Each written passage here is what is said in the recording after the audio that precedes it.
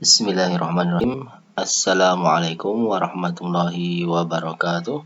Alhamdulillah wassalatu wassalamu ala Rasulillah wa ala alihi wa sahbihi wa man wala wa asyhadu an la ilaha illallah wahdahu la syarikalah wa asyhadu anna Muhammadan abduhu wa rasuluh sallallahu alaihi wa ala alihi wasallam amma ba'd. Ya baik, pada hari ini kita melanjutkan pelajaran kitab Al-Qawaid Al-Fiqhiyah karya Syekh Abdurrahman bin Nasir As-Sa'di rahimahullahu ta'ala. Dan pada hari ini kita akan membahas bait yang ke-14 halaman 120 ya. Qala al-muallif rahimahullahu ta'ala wa dhidduhu tazahumul mafasidi yurtakabul adna minal mafasidi. Wa dhidduhu, dan kebalikan dari kaidah yang sebelumnya, yaitu tazahum al-masalih, bertemunya dua kebaikan, maka kebalikannya adalah tazahumul mafasidi, jika bertemu dua kejelekan, dua dosa, dua amalan kemaksiatan.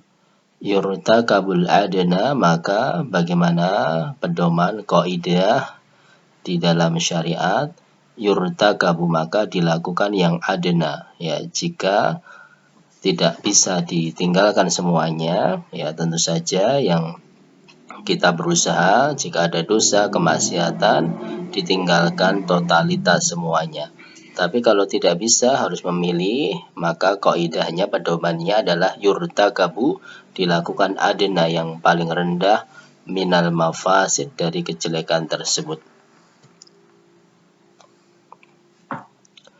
Ya, jadi kaidah kita, pedoman di dalam fikih kita adalah bagaimana jika seseorang itu dalam suatu kondisi harus dihadapkan antara dua kejelekan, ya, mafsadah dan mafsadah, ya, ketemunya dua mafsadah atau lebih. Maka yang perlu kita lakukan adalah al-jama', ya, jama' adalah meninggalkan semuanya. Kejelekan itu kita tinggalkan semuanya, kita jauhi. Ini jelas, kalau memungkinkan, kalau bisa, berusaha sekuatnya kejelekan itu ditinggalkan semuanya. Tapi kalau tidak mungkin, harus memilih salah satu, harus dikerjakan, harus ada tarjih. Kita bisa memilih mana dosa yang lebih tinggi dan mana yang lebih rendah. Yang lebih tinggi untuk ditinggalkan, yang lebih rendah dikerjakan. Dikerjakan dalam rangka untuk menghindari yang lebih tinggi, ya. Jadi bukan dikerjakan karena pilihan menginginkan dosa, tidak, tapi dikerjakan yang rendah dalam rangka menghindari yang lebih tinggi, ya. Ini pedoman yang harus dipahami, ya.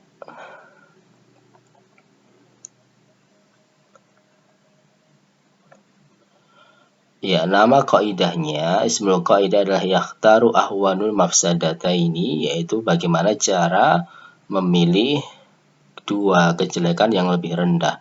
Bagaimana cara memilih antara dua kejelekan mana yang lebih rendah. Ini pedomannya seperti apa di dalam syariat. Kemudian adillah al-qaidah minal Qur'an, ya, dalil-dalil kaidah ini dalam Al-Qur'an, ya. Di dalam Al-Qur'an ada penjelasan dan dalil-dalil yang menyebutkan tentang kondisi seperti ini ada, dan juga bagaimana solusinya. Ya, dalil yang pertama adalah dalam surat Al-Kahfi ayat 71, ya. Kisah antara Nabi Musa dan Nabi Khidir, ya. Di situ Allah Subhanahu wa taala menceritakan fantalaqa hatta idza raqiba fis safinati kharaqaha. Ya, Nabi Musa dan Nabi Khidir itu berjalan, kemudian menaiki perahu. Tiba-tiba saat di atas perahu tersebut, Nabi Khidir melubangi, merusak perahu tersebut dalam kondisi sudah diberikan tumpangan, ya, oleh pemilik perahu. Tapi kenapa Nabi Khidir melubangi, merusak, tidak berterima kasih, malah merusak? Maka Nabi Musa berkata, akharaqtaha litughriqa ahlaha laqad ji'ta syai'an imra. Apakah engkau ingin melubangi agar agar tenggelam penumpangnya, engkau telah melakukan suatu kedosa. Ya, maka kemudian Nabi Khidir menceritakan bahwa melubangi perahu itu tujuannya untuk menyelamatkan perahu agar tidak diambil oleh raja yang zalim. Karena raja yang zalim itu jika melihat perahu, dia depannya itu ada raja, melihat perahu yang baik akan diambil, dirampas. Tapi kalau perahunya rusak, lubang, tidak dirampas. Ya, ini ya dalil ya, penjelasan bahwa merusak, melubangi perahu itu jelek. Ya. Kemudian perahu itu dirampas itu jelek juga, tetapi dirampasnya perahu itu jauh lebih jelek dari dilubangi. Kalau dirampas raja, ya tidak bisa kembali, tidak bisa diambil. Tapi kalau perahu itu dirusak, masih bisa diperbaiki, masih bisa ditambal. Ya, ini bagaimana Nabi Khidir bisa melakukan sesuatu yang lebih jelek dalam rangka menghindari kejelekan yang lebih besar.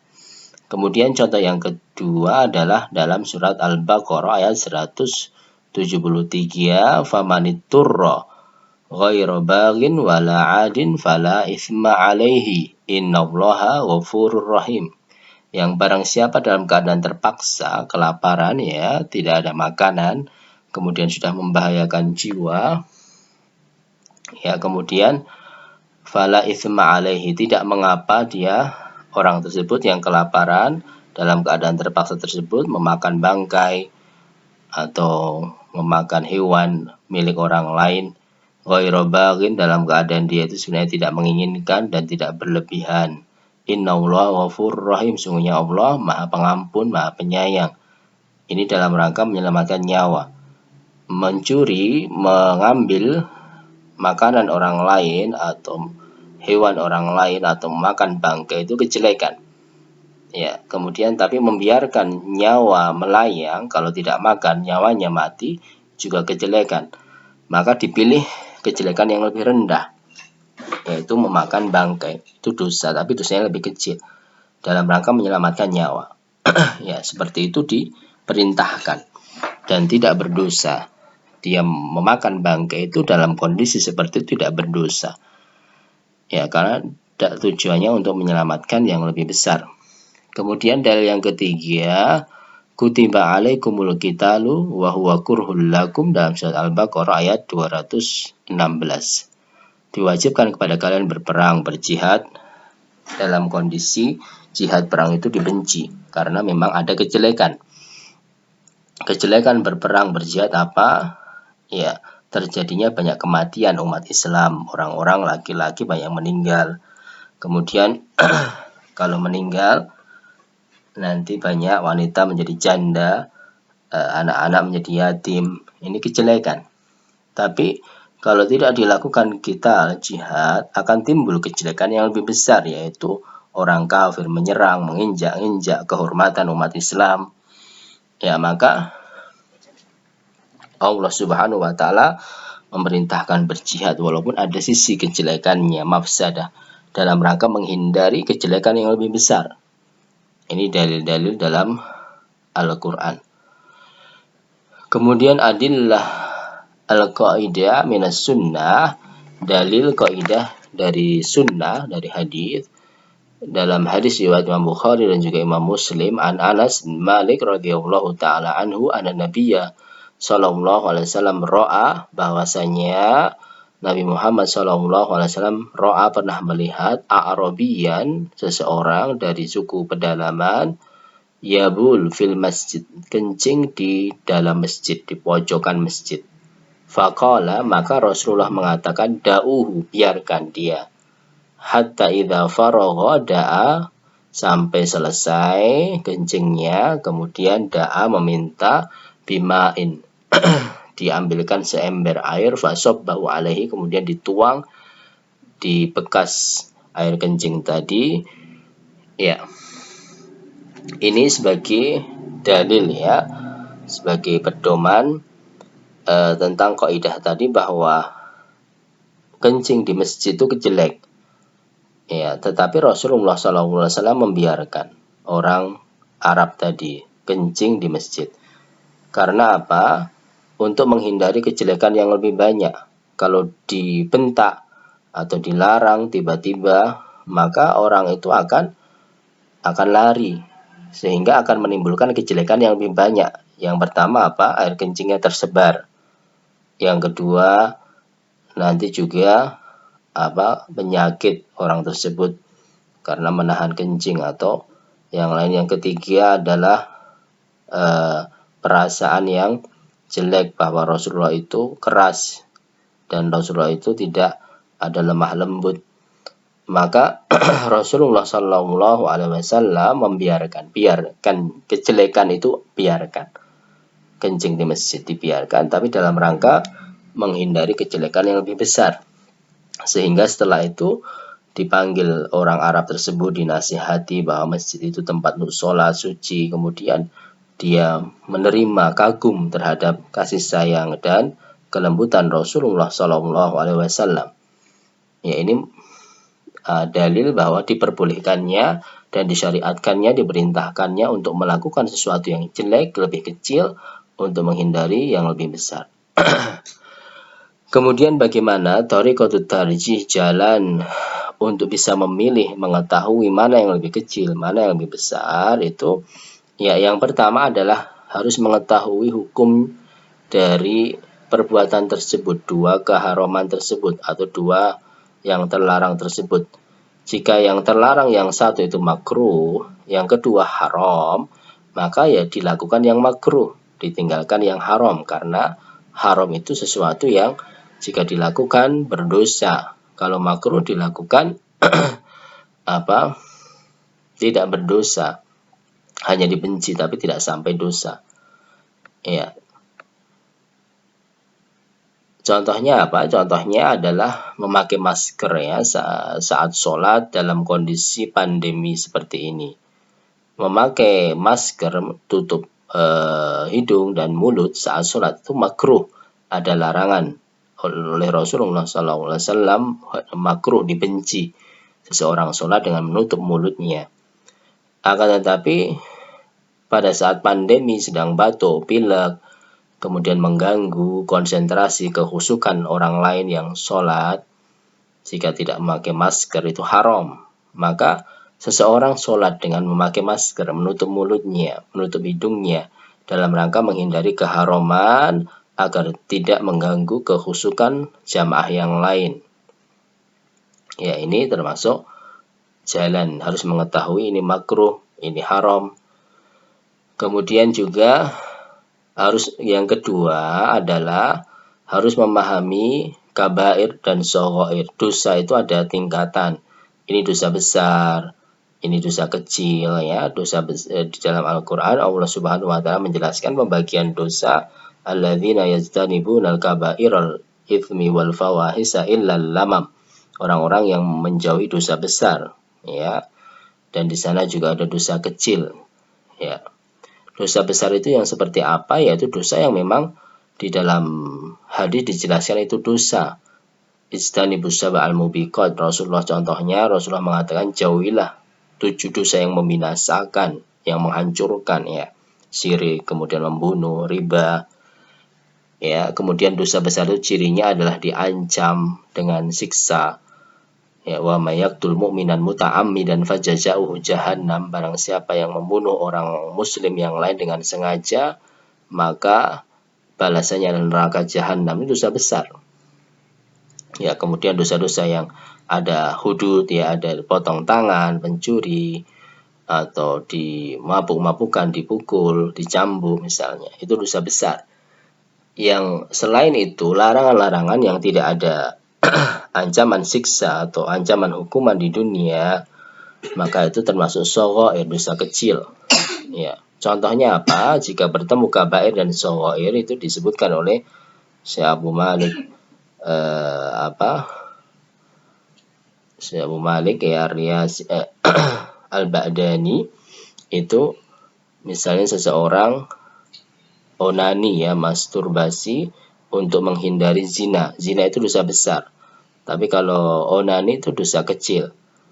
Seseorang khawatir akan terjatuh dalam zina, ya dalam kondisi godaan sudah besar, peluang yang besar, kondisi yang memungkinkan untuk berzina, ya maka dia menghindari terjatuh dalam zina, kemudian dia onani, ya melakukan onani dalam rangka untuk menghindari kabair tersebut, yaitu jalan untuk menghindari dosa besar, ya. Tapi tentu saja shaghair ini hanya sekali dua kali dalam kondisi khusus, ya. Tapi kalau dilakukan terus menerus akan berubah menjadi dosa besar, seperti masturbasi, onani itu kalau dilakukan terus menerus itu termasuk dosa besar.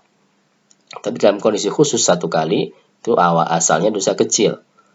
Ya, seperti itu diterangkan oleh para ulama. Kemudian jalan untuk tarjih juga untuk mengetahui adalah mayata'allaku bil ghair, dosa yang berkaitan dengan orang lain, merugikan orang lain itu lebih besar daripada dosa yang qasir, yang hanya khusus pada diri sendiri. Ya, contoh dosa yang berkaitan dengan orang lain apa? Merampok harta orang lain, mencuri orang lain, memukul orang lain, menghina orang lain. Itu lebih besar daripada dosa yang berkaitan dengan diri sendiri. Misalnya apa? Tidak berpuasa, tidak bayar zakat, ya seperti itu, ya.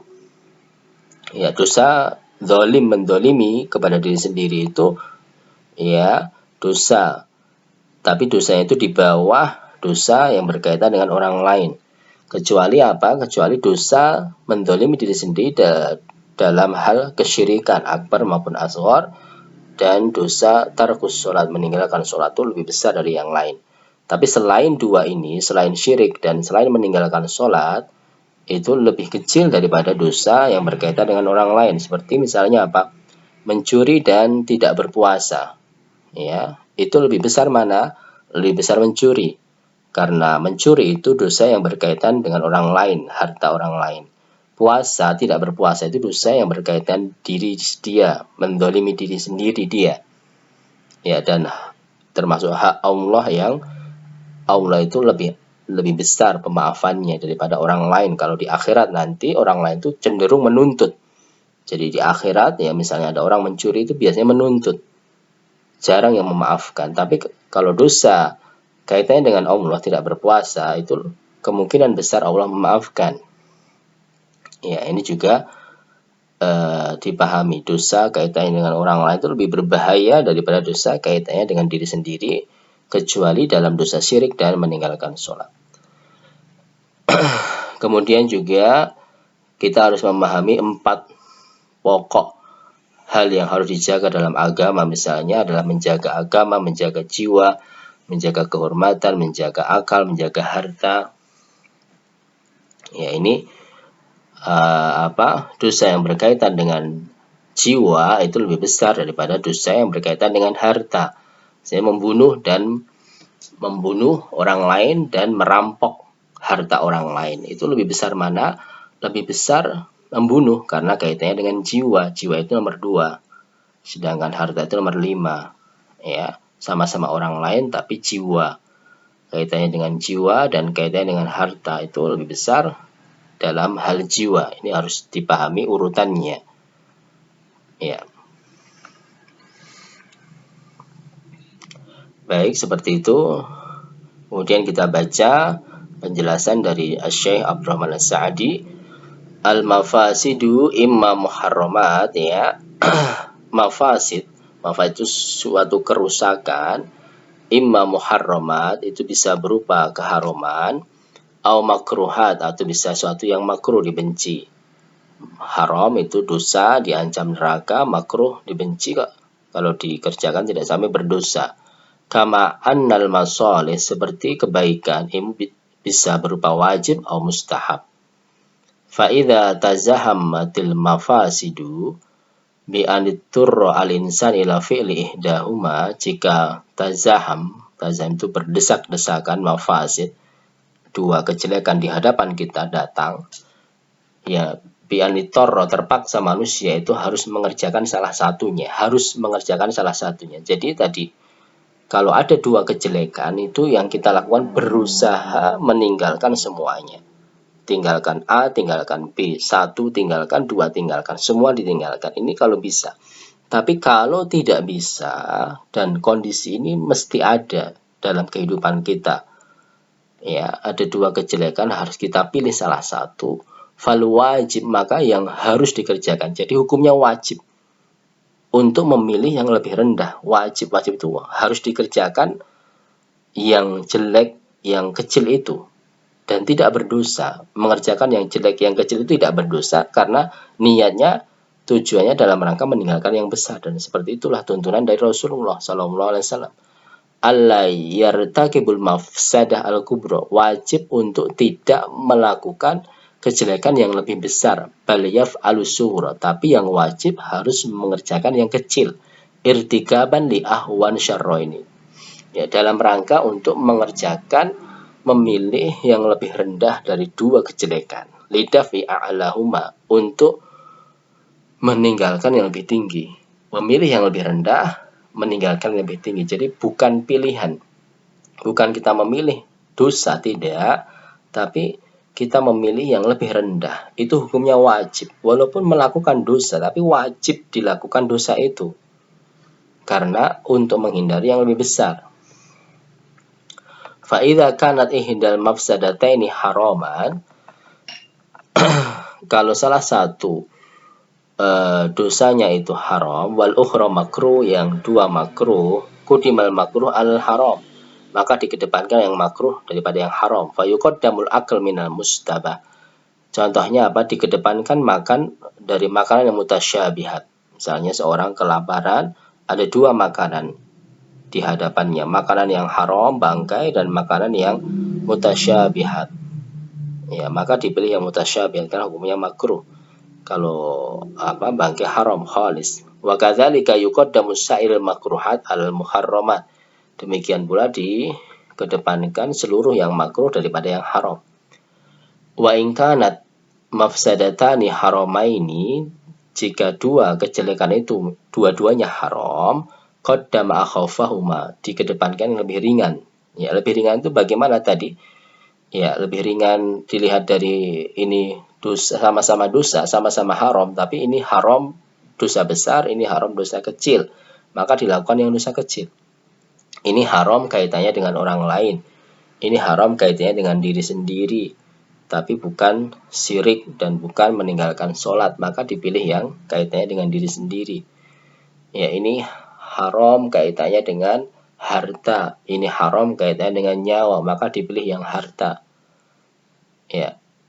Wa kadza idza kanat makruhataini, demikian pula jika sama-sama makruh, qudima ahwanahuma, dikedepankan yang lebih rendah. Wa maratibul muharramat wa makruhat, dan tingkatan keharaman dan makruh itu fis sighar wal kibar, kecil dan besarnya, tastad'im bastan katsiran, perlu ada pembahasan yang lanjut panjang lebar, ya.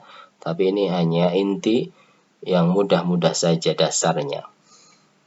Ya, termasuk di dalam kaidah ini yang sangat penting dalam kehidupan kita adalah ta'atul ulatil umur adz-dhalim, ya. Para ulama atau dalam Islam, dalam dalil banyak sekali Rasulullah SAW dan juga para ulama menjelaskan, menegaskan taatnya, bersabarnya terhadap pemerintah yang zalim. Ini termasuk penerapan kaidah ini. Ya, menghadapi pemerintah, mempunyai pemerintah yang zalim itu jelek. Ya, tapi kalau melakukan kudeta, pemberontakan, kekerasan, itu akan timbul kejelekan yang lebih besar. Oleh sebab itu, di dalam Islam diperintahkan untuk bersabar, nasihat secara baik, tidak boleh melakukan kekerasan. Kudeta ini bukan berarti mendukung pemerintah yang jelek, mendukung kezaliman, tidak, mendukung ketidakadilan, tidak, bukan. Tapi dalam rangka untuk menghindari kejelekan lebih besar, adanya misalnya pertumpahan darah, adanya peperangan, itu akan timbul kejelekan yang lebih besar. Ini secara syariat dan secara fakta di lapangan seperti itu dari dulu. tidaklah terjadi pemberontakan, pertumpahan darah, kekerasan terhadap pemerintah, itu akan timbul kejelekan yang lebih besar. Ya, sejak zaman dulu. Ya, zaman sekarang juga seperti itu. Di Yaman juga lebih jelek daripada pemerintah yang dulu. Di Suriah, ya, pemerintah Bashar al-Assad itu ya jelek, kafir.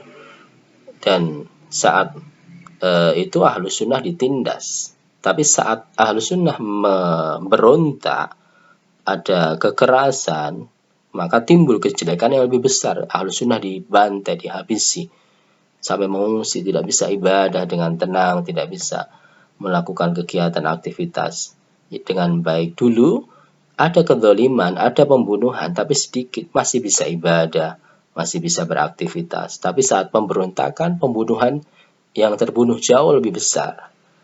Ya, ibadah tidak bisa dengan tenang. Kejelekan lebih banyak daripada kebaikan. Yaitu, jadi harus dipahami, bukan berarti bersabar kemudian memberikan nasihat-nasihat kepada pemerintah yang zalim itu mendukung kezaliman, mendukung ketidakadilan, tidak, tapi dalam rangka menghindari kejelekan yang lebih besar. Dan ini aturannya jelas dalam Islam, dan para ulama telah memahami dalil-dalil secara mendalam dan sangat luas sekali hikmah dari mereka. Ya, barakallahu fikum, semoga bisa dipahami, bermanfaat kaidah ini. Wa akhiru da'wana alhamdulillahi rabbil